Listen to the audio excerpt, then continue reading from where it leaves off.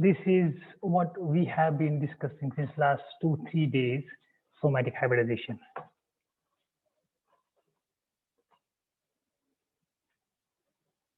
The production of somatic hybrids by the fusion of two protoplasts of two different plant species. That is somatic hybridization, and the hybrid which are produced are called as somatic hybrids. You should know what is protoplasm, what is protoplast. If you remove the cell wall of a plant cell, the leftover, which contains a cell membrane and inside which there are cellular organelles. This is a protoplasm. Remove the cell wall, the rest of the things constitute protoplasm. This is how a somatic hybrid looks like. Now, we must understand the different techniques, different steps involved in somatic hybridization. So there are almost 5 different steps involved in this technique. We start with the isolation of a protoplast. Number 2, we try to fuse the two protoplasts. Number 3, we try to identify the fused protoplasts, which are also called as somatic hybrids. Number 4 is we have to culture the somatic hybrids. Number 5 is we have to regenerate a hybrid plant. So this is the isolation of the protoplast. How do you isolate a protoplast? Plant cells have the outermost covering, hard, rigid, a cell wall. You need to remove the cell wall in order to reach out to the protoplast. How do you remove the cell wall? There are 2 different techniques. One is mechanical method, another one is enzymatic method. I will go, this is a plasmolysed cell and normal plant cell. This is how do you get a protoplast using mechanical method. If you look at the left side, these are the cells followed by plasmolysed cell. Then coming to the dissection of the cell, you cut the cell wall. Then the final step is you get a protoplast. And we have the number 2 method is enzymatic method. I am just revising what we have discussed in the previous lecture. Number 2nd method is enzymatic method. How do we isolate a protoplast using enzymes? So this is, if you look at the flow chart, you have the leaf tissue, you plasmolyze. I hope everybody must be able to understand the word plasmolyze. How do you plasmolyze a cell? What is a plasmolyzed cell? What is plasmolysis? So you plasmolyze a cell means the cell undergoes exosmosis. The water is removed from the cell. And see, I have a right and a left arrow. On the right arrow, you can see plasmolyzed cells are treated with pectinase. Left side, plasmolyzed cells are treated with a solution of enzyme. And the solution contains 2 different enzymes, pectinase and cellulase. These are the 2 enzymes. Now coming down again on the right side, after the treatment with pectinase, isolated cells. Pectinase leads to the isolation of the cells. And coming down, isolated cells are treated with cellulase and you get protoplasm. Plasmolyzed cells treated with the pectinase. Pectinase releases the isolated cells. Isolated cells, when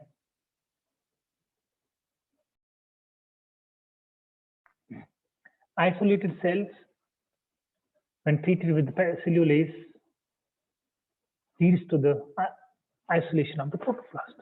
On the left side, you have the in a solution which contains two enzymes, pectinase and cellulase. So here the end product is protoplasm released. Now, if you look at the right side, you treat the plasmolyzed cell with the pectinase, and here, and in the next step, you use cellulase. But on the left side, you use cellulase and pectinase simultaneously. So I want to make it clear. On the right side, we have used the enzymes sequentially. Sequentially means first one enzyme used, then the second enzyme is used. So the function of the pectinase, we understand from this right side flow chart that pectinase helps in the release of individual cells. You have a plasmolyzed tissue, you treat the tissue with the pectinase will help to isolate the cells. Tissue contains bulk of the cells. And then isolated cells are treated with cellulase, and cellulase degrades the cell wall, and you end up with the protoplasm. On the left side, your plasmolyzed cells are treated with a solution of enzymes which contains pectinase and cellulase. Simultaneously, pectinase releases isolated cells, and isolated cells undergo cell wall dissolution, which is carried by cellulase, and you end up with the protoplasm released. So this is your enzymatic protoplasm. See, pectinase breaks the tissues into the cells. I have already shared this PPT with you on group. On the very first day I started this topic. So I expect you must have gone through the slides. So pectinase, it breaks the tissues into the cells. And cellulase breaks down the cell wall. And when the cell wall is broken, the protoplast is released. Now, purification. Once you get protoplasts, there is enzyme solution also. So you subject the solution to the centrifugation. When you centrifuge, protoplasts being heavier, they settle down at the bottom.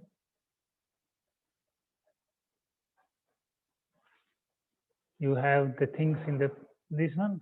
This is your centrifuge. This is your test tube. These are the protoplasts at the bottom once the centrifugation is carried out. And this is called a pillet. Bottom side is called a pillet. And the top is called a supernatant. The top is called a supernatant. Supernatant is the water. You can remove the water. This is removed, and this is your protoplast. This is your protoplast. Right?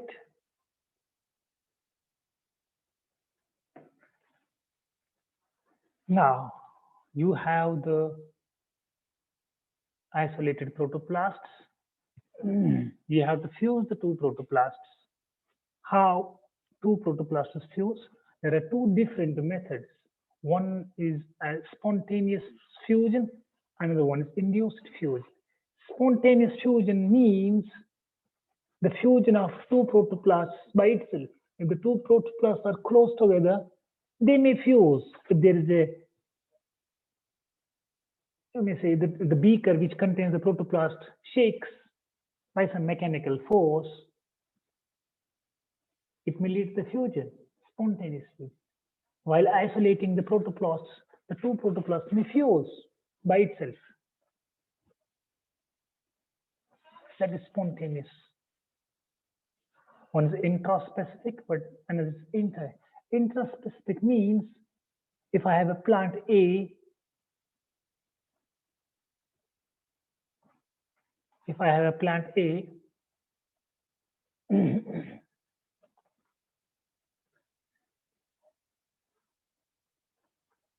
this is plant A, this is a plant A protoplast, These protoplasts, while isolation, may fuse within the same species. Intra means within the same species. The fusion of two protoplasts from the same species is called as intraspecific. Number two is intergenic. It means interspecific also. It is A, it is B. While you are forming the solution of two, it may lead to the fusion of A and B. It is spontaneous. It is not the intended one. You are trying to fuse the two protoplasts. Sorry, you are trying to make a solution of two protoplasts. And while the solution is being formed, two protoplasts of two different species fuse. That's called as intergenic or interspecific.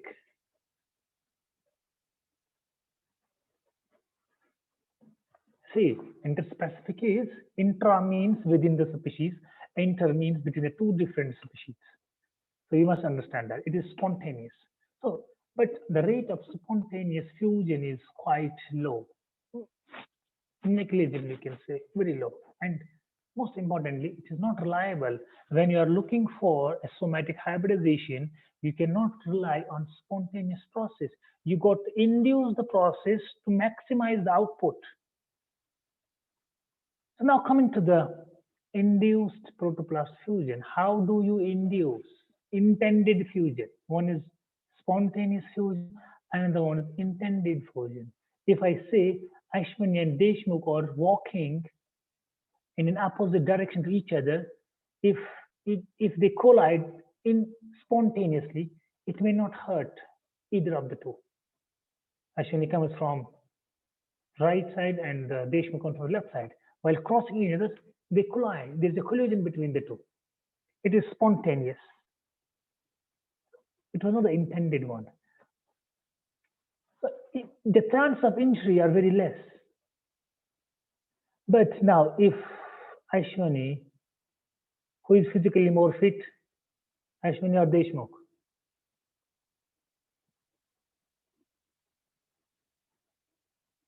Okay, both seem to be physically very strong.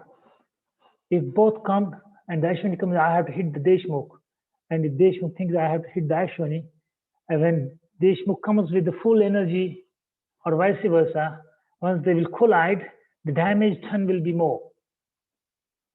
Here is the induced protoplast. Damage done means your output. You wanted to hurt her, yes, you have done it. So your output is more. Induced, when you induce any process, you induce with the intent. You induce with an objective. You induce to maximize the output of the process. So here is also the same thing, induced protoplast. You treat the protoplast with sodium nitrate, and sodium nitrate may lead to the fusion. But this is a very old technique, not used anymore now. One is treatment with sodium nitrate.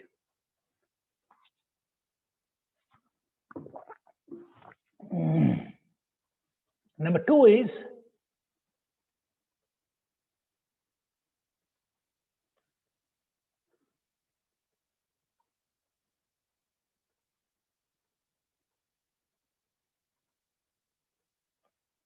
two is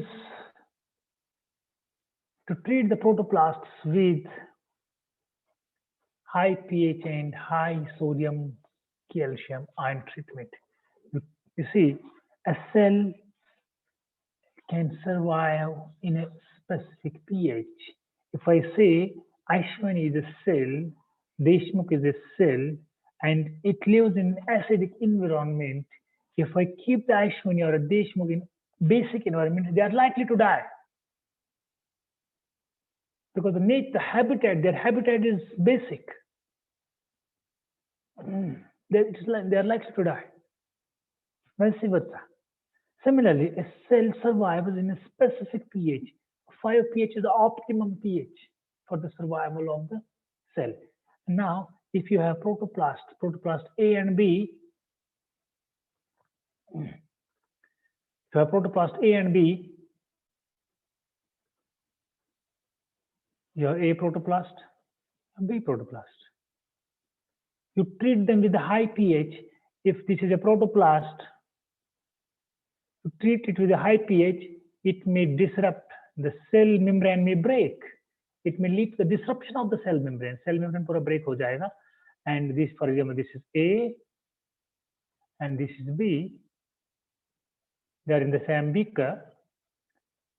On treatment with high calcium and pH, the cell membranes may break, and the breakage may lead to the fusion of the two protoplasts, right? And now it may lead to the formation of a hybrid A plus B, right? This may lead to the, because high pH may disrupt the membrane. This is how fusion is induced by treating the protoplast with high pH and calcium concentration. Now, one more thing is that this protoplast may also break because it is inside high pH and high calcium solution. Yes, this treatment may prove toxic to most of the protoplasts. So again, I say the same thing. It is an outdated technique. It was used long back. It is not used anymore now. It was used during the initial stage of the technique. So with the advancement in science and technology, high calcium treatment is not used anymore. Even this is not used anymore. Treatment with the calcium, this is not used anymore. So the old techniques. Right? Now coming again, see, we have to look for another treatment. We have to go for the technique which can induce the maximum protoplasts with high output.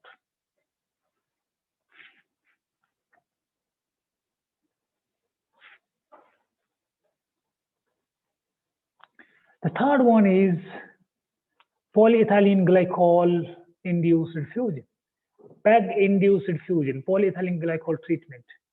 This is the best method of protoplast fusion. Best method. I will directly go to the flow chart wherein I can try to explain you more and more clearly.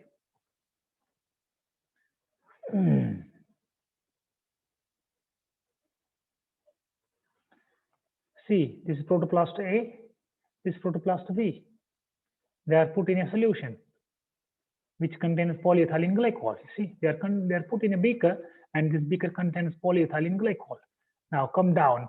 This is A, this is B. Outermost covering is this polyethylene glycol sticks to the cell membrane, right? This polyethylene glycol, and it is negatively charged. Remember, it is negatively charged. That means the outermost surface of this protoplast is negatively charged. Now, what I will do is, this being the negatively charged, I will try to wash them calcium chloride solution. And calcium chloride solution has Ca double positive. Sorry, writing on this is very difficult. This is this is calcium double positive with a solution which contains high calcium concentration, and it is positive. And you see, this being negative in charge, membrane is negative in charge. When I will wash this membrane with the solution which contains calcium double positive, the calcium will pull the membrane. Therefore, this is positive, this is negatively. This calcium will pull the polyethylene glycol.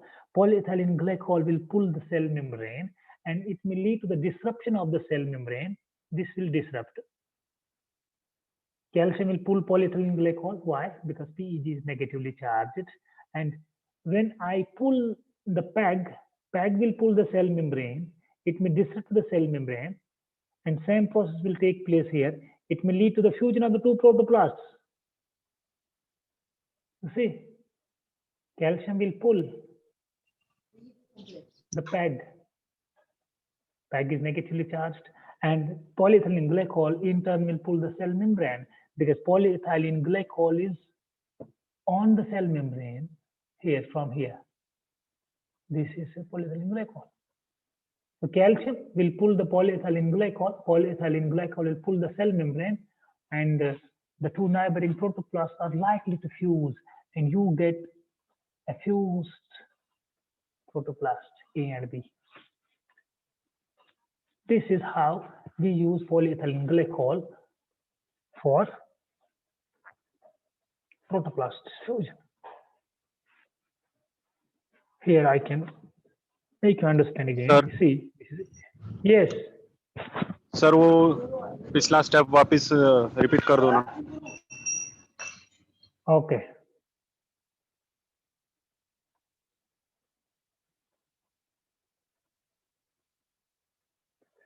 Look here. This is protoplast A and this is protoplast B. The first step in the polyethylene glycol induced protoplast fusion is both A and B are put in a solution, polyethylene glycol solution. ये polyethylene glycol solution है, this is a polyethylene glycol solution. And you have the protoplast A here and you have the protoplast B here. And one thing we have to remember is polyethylene glycol is negatively charged. When I put this protoplast inside the polyethylene glycol will remain on the surface of this protoplast. See, this will remain on the surface of the protoplast and the surface will become negatively charged. It is very obvious because polyethylene glycol is negatively charged. When I will take out this, the surface will be negatively charged because polyethylene glycol is on the surface. इस surface के ऊपर क्या है? Polyethylene glycol. अगर मैं पानी में कोई चीज को डाल दूंगा, if I put the white chalk in a water, this water, and when I remove the chalk, the water will be on the surface of the chalk. It's very simple. Similarly, if polyethylene glycol is here, which is negatively charged, if I put the protoplast inside, now I will remove the protoplast. The surface of the protoplast being covered with polyethylene glycol, and the surface will also become negatively charged. So this is negatively charged, this is negatively charged because polyethylene glycol itself is negatively in charge. When I put the cell inside the polyethylene glycol, the cell membrane remains covered with the polyethylene glycol, thereby giving it a negative charge. Now, this is a negatively charged protoplast. Why? Because the protoplasm, this cell membrane is has a covering of polyethylene glycol because polyethylene glycol is negatively charged. Now, this is negatively charged. I will wash these cells with a calcium solution. Calcium is positively charged. What will happen? Calcium will pull the polyethylene glycol because polyethylene glycol is negatively charged.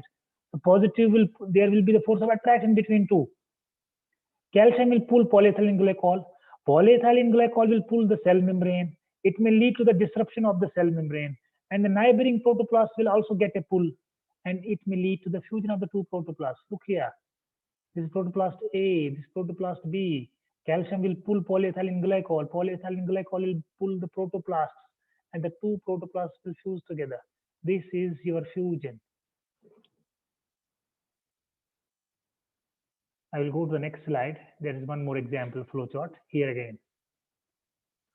You see, A and B, polyethylene glycol, very good solution. It's a polyethylene solution. A and B, these are negatively charged. Why? Because polyethylene glycol is negatively charged. When I keep the cell in a polyethylene glycol solution, the cell membrane will remain covered with the polyethylene glycol, thereby giving the surface the negative charge. Come down here. This is the washing of these two with calcium solution. Calcium is positive. Calcium will pull the negative. Negative will pull the cell membrane. And this may lead to the disruption. The neighboring two cell membranes may fuse, thereby giving you the A and B. Fuse.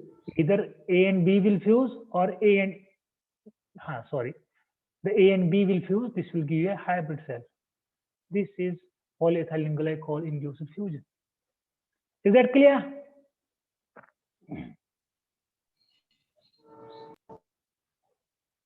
Yes, sir.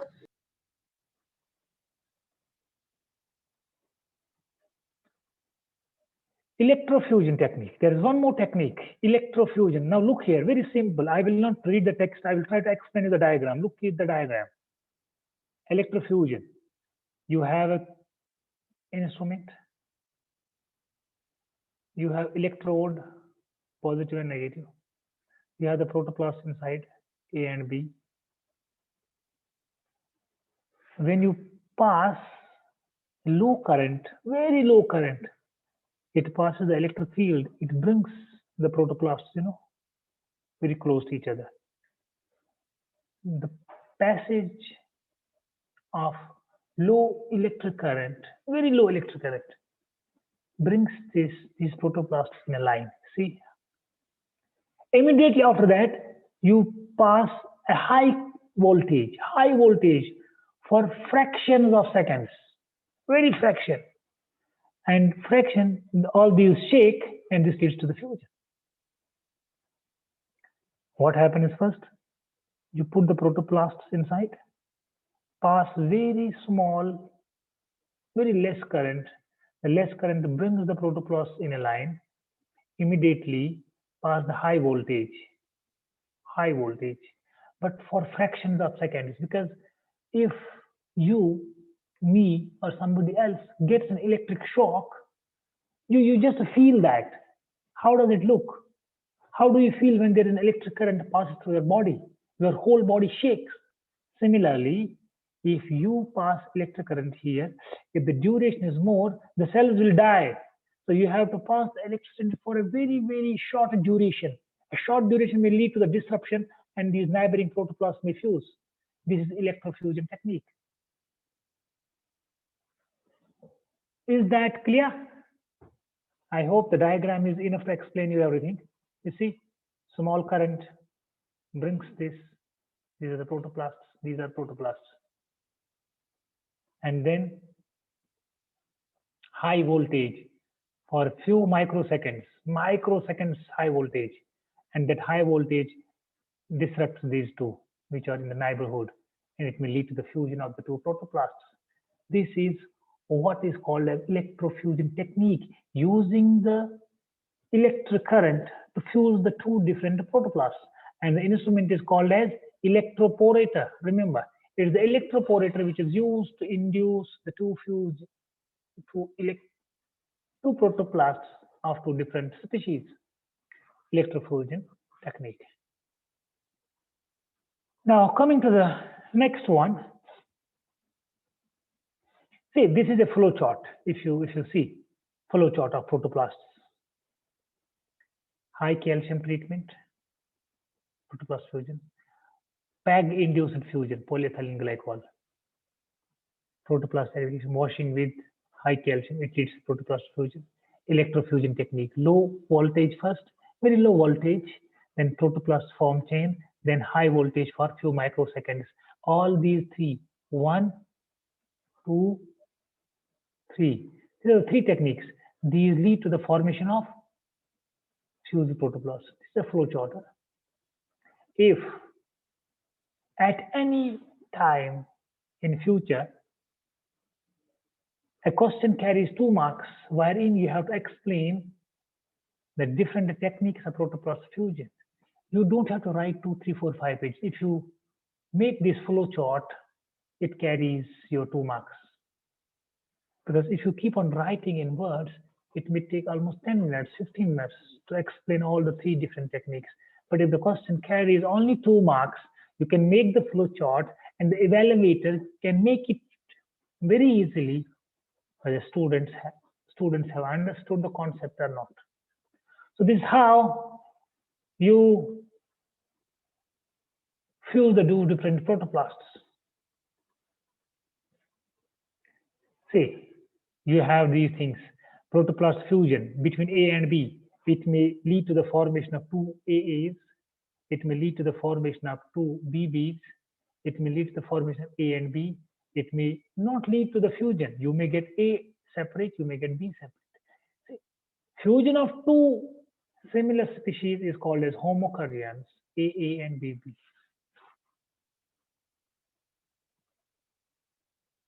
Homocarrions are of no use to us. Number two is A and B, fusion of A and B. This is what we need, heterokaryon. This is called as heterokaryon. So upon fusion, you may get different types. You may get the fusion between two species, fusion between two same species. This is fusion between different species. This is A and this is B. Unfused these are unfused protoplasts, right? These two are unfused protoplasts. दो का fusion नहीं हुआ है, ये fusion हुआ है between the two protoplasts of same species. ये fusion हुआ है between the protoplasts of different species. This is of no use. This is of no use. This is of use. Unfused, no use.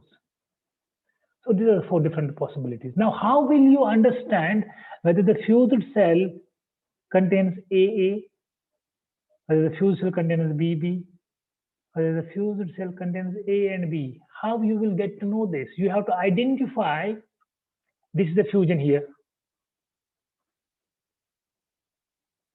This is a fusion, A and A, right? This is also a fusion. This is also a fusion. AA, BB, AB, all these three are fusion. After you complete the process of fusion, you have to identify where is AB. You don't need AA. You don't need AA. You don't need BB. You need A and B. How do you identify a hybrid cell? That is very important. How do you identify? Now here comes the question, how do you identify? For that, we will go to the next one. This is the theory of what I explained in the previous slide. What is homokaryon, what is heterokaryon, okay? Okay, one more thing I want to tell you. What is fusogen? Huh? Fusogen is nothing, any chemical agent which is used to induce the fusion is called as fusogen. For example, polyethylene glycol is used as a fusogen because this is a chemical which is used to induce the protoplast fusion. Huh? Fusogens are those which induce protoplast fusion.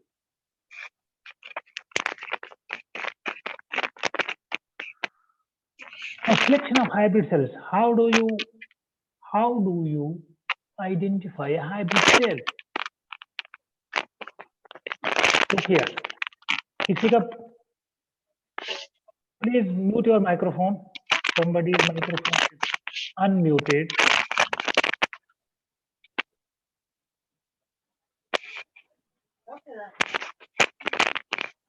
Microphone mute करा कौन आया है? हाँ. Now see, look here. How do you identify cells, hybrid cells? Now, first one is by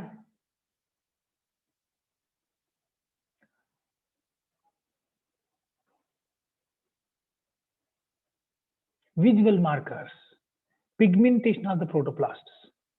You see, this is a vacuole of one cell. This is the vacuole of another cell. Right? When these two will fuse, sorry, this is already a fused one. This is already a fused one. See, look at this cell. This is maroon color and this is a green color. It contains two vacuoles. If the color is different, that means the fusion is between the two different species. Because you have a protoplast which is green.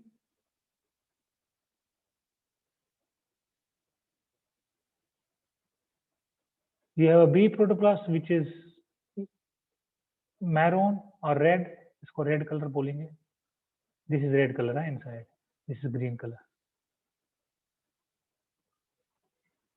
So here we can make it very clear that this cell contains two different colors. That means the two different colors have come from the two different species. This is the visual marker by microscopic observation. This is one method. Number two is